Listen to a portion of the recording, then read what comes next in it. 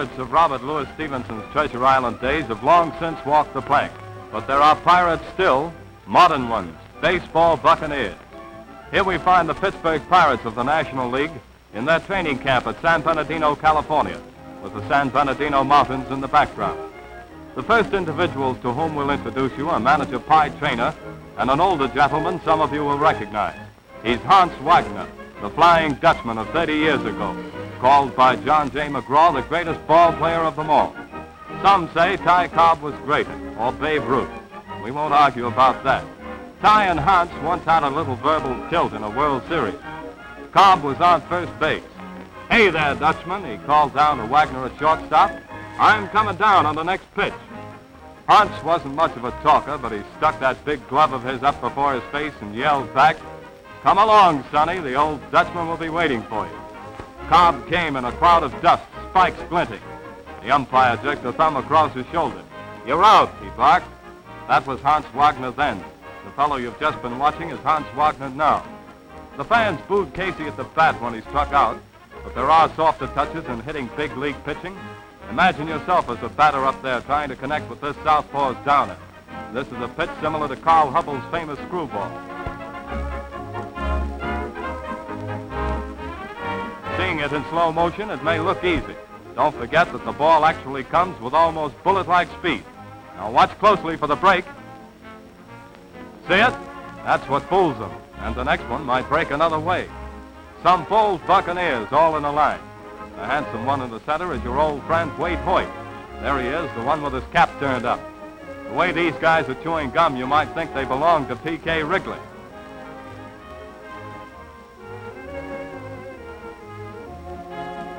But no, here are Wrigley's Chicago Cubs arriving at Avalon, Catalina Island in a truck. This gang can do trucking on a ball field too, friends. Pilot Charles John Grimm gives his young men a pep talk. Charlie used to be a painter. That is, he once painted the family entrances of those South St. Louis beer gardens a bright green. In those days, he worked for his dad, who calls him my boy, Charlie. He's also a musician, and he can strum a banjo and hit a high barbershop tenor almost as well as he can strum that first bass and hit that old apple. Here he is showing a rookie how to play the bag. It's rhythm that does it, kid, he says. You've got to have rhythm.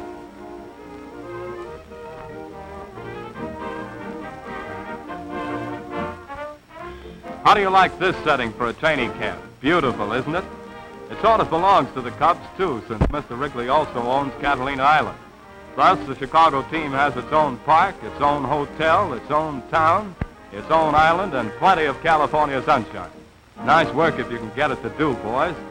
Life is pleasant for good, husky, healthy athletes, and it's more fun to stop a baseball than it is a bullet in war. The big four of the Bruin pitching staff, from left to right, Bill Lee, Curt Davis, Larry French, and Tex Carlton. Here's Gabby Hartnett, one of the game's greatest catchers. With him, Grimm and pitcher Charlie Root, Grizzly Bears. But look who's here, if it isn't the boyfriend himself and looking for a place to sit down as usual. Manager Jimmy Dykes of the Chicago White Sox this time solves the problem. "Get going, gang," he orders. "Attaboy, Jim, I knew you could do it, old boy, old boy." This fellow, Jim Dykes, who hails from Upper Darby, Pennsylvania, is the oldest active regular in the big leagues. He's doing a great job as manager of Comiskey's White Sox, Chicago's American League representatives. The scene is Brookside Park, Pasadena, hard by the famed football Rose Bowl and almost in the shadow of snow-capped Mount Baldy. Old Baldy also peers down on the Santa Anita racetrack, and that's where our money goes. Mushy, Japanese fat boy with an armful of kindling. East meets West. And we leave the West behind and roll into Sarasota, Florida on the Gulf of Mexico, just in time to watch the arrival of some of owner Tom Yorkie's Red Sox, sometimes referred to as baseball's million-dollar baby.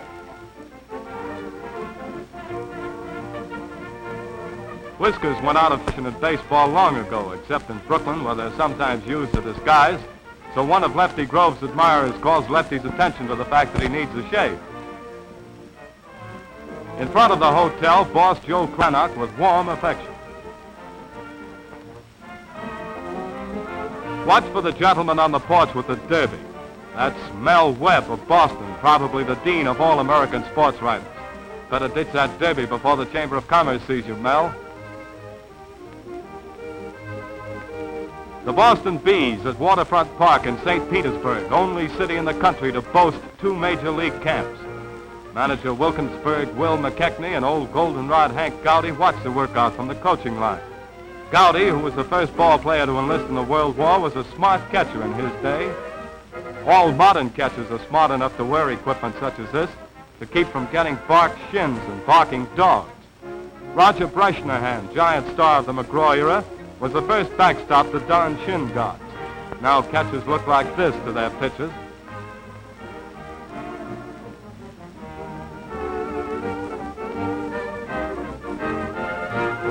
Over on the other side of St. Pete, the world's champion New York Yankees are busy getting into their working clothes, or playing clothes if you prefer.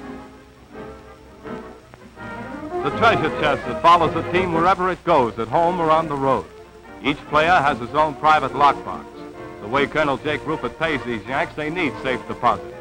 It's a team in the history of baseball, with salaries ranging from an average of $14,000 up to larraping Lou Gehrig's $36,000 a season. Out onto Miller Huggins became one of the game's great leaders, only to die before his time.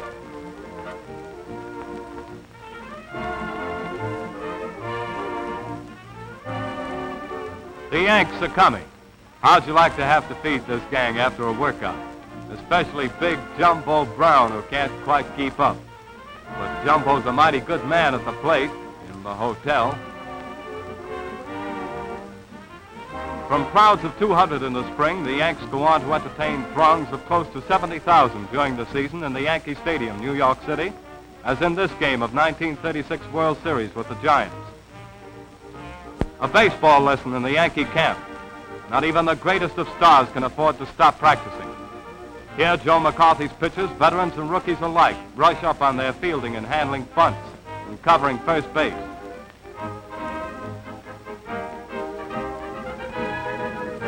Moss Joe McCroot the right and wrong way to lay down a bunt. How'd you think, Joe?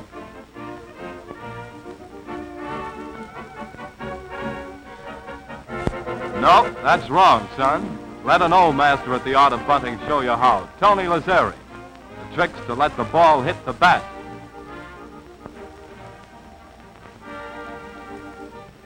And never step in the middle of a base when touching it.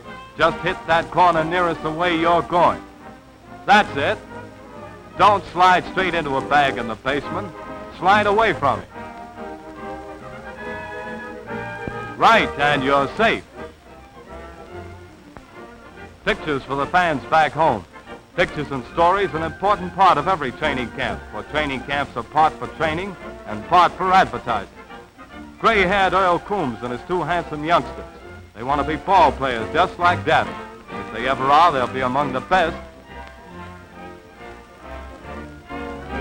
Another of our personal favorites is Senior Vernon Lefty Gomez, a Rodeo, California drugstore cowboy. But how he can pitch. This hand across the seams is Monty Pearson's. This is a pitch that beat Carl Hubble in one game of the World Series. Note the windbreaker that protects wrist, elbow, shoulder, and neck.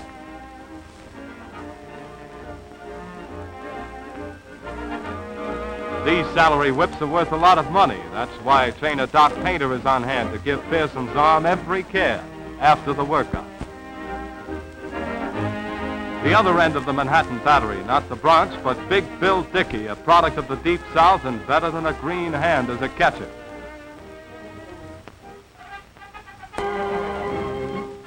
And a former teammate of Bill's, the old guy who stood alone. You all recognize him. It's the Babe. The fellow who took Ruth's place in the Yankee outfield and stepped into the shirt with the famous number 3 on its back. He proved the right man for the tough job, too. George Twinkletoes Selkirk. But it's game time now.